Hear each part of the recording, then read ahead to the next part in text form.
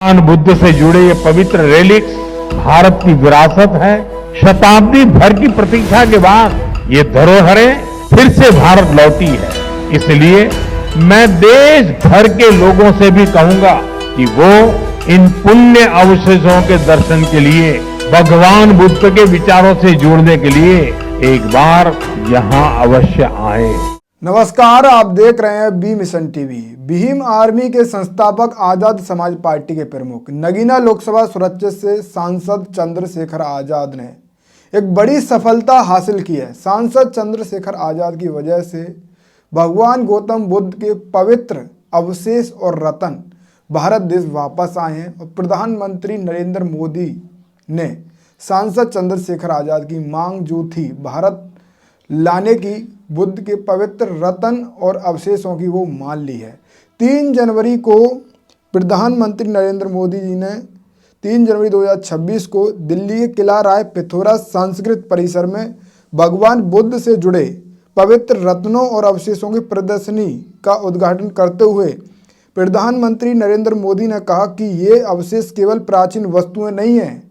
प्रधानमंत्री नरेंद्र मोदी जी ने एक बहुत बड़ी बात कही है कि ये जो प्राचीन अवशेष हैं ये मात्र प्राचीन वस्तुएं नहीं है, बल्कि भारत की सभ्यता और पूजनीय विरासत का अभिन्न हिस्सा है। यानी कि ये जो अवशेष भारत आए हैं भगवान गौतम बुद्ध से जुड़े हुए, ये पूजनीय हैं और विरासत का अभिन्न हिस्सा हैं। 1898 में उत्तर प्रदेश के पिपरावा में मिले ये अवशेष 125 वर्ष बाद भारत लौटे हैं, जिन्हें हांगकांग में नीलामी से रोका गया था।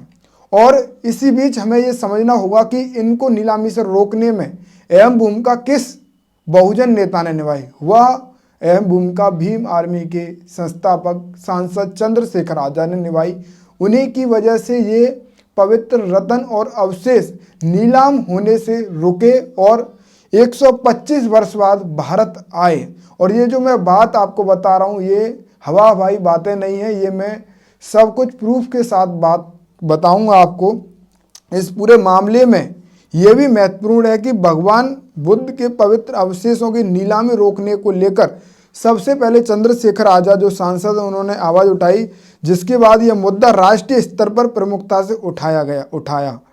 और सांसद चंद्रशेखर आजाद ने 3 मई 2025 को प्रधानमंत्री नरेंद्र मोदी जी को लेटर लिखा था। उन्होंने साफ कहा, हांगकांग में भगवान बुद्ध से संबंधित पिपरावा के पवित्र धातु अवशेषों की प्रस्तावित नीलामी को रोकने एवं उन्हें भारत वापस लाने के संबंध में माननीय प्रधानमंत्री नरेंद्र मोदी जी को पत्र चंद्रशेखर आजाद ने लिखा, जो आप अपनी स्क्रीन पर देख रहे हैं। और ये जो ट्वीट है चंद्रशेखर आजाद ने ये जो जानकारी दी थी वो 3 मई 2025 में दी थी, जिसके बाद ये मामला बहुत तेज़ी से गरमाया।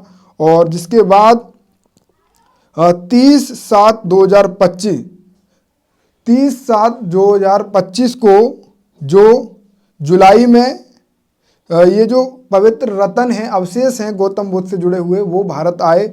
और उस समय सांसद चंद्रशेखर आजाद ने प्रधानमंत्री नरेंद्र मोदी जी का आभार व्यक्त किया। उन्होंने लिखा, 3 मई को माननीय प्रधानमंत्री नरेंद्र मोदी जी को भेजे गए पत्र में हमने गहरी पीड़ा और चिंता के साथ हांगकांग में भगवान गौतम बुद्ध से जुड़े पिपरावा के पवित्र अवशेषों की प्रस्तावित नीलामी को रोकने और उन्हें भारत वापस लाने की मांग की थी। हमने कहा था यह केवल एक नीलामी नहीं, बल्कि भारत की संस्कृत अस्मिता पर कुठाराघात है। इसे रोकना हमारा नैतिक कर्तव्य है। आज गर्व के साथ साझा कर रहे हैं कि वह मांग पूरी हो गई।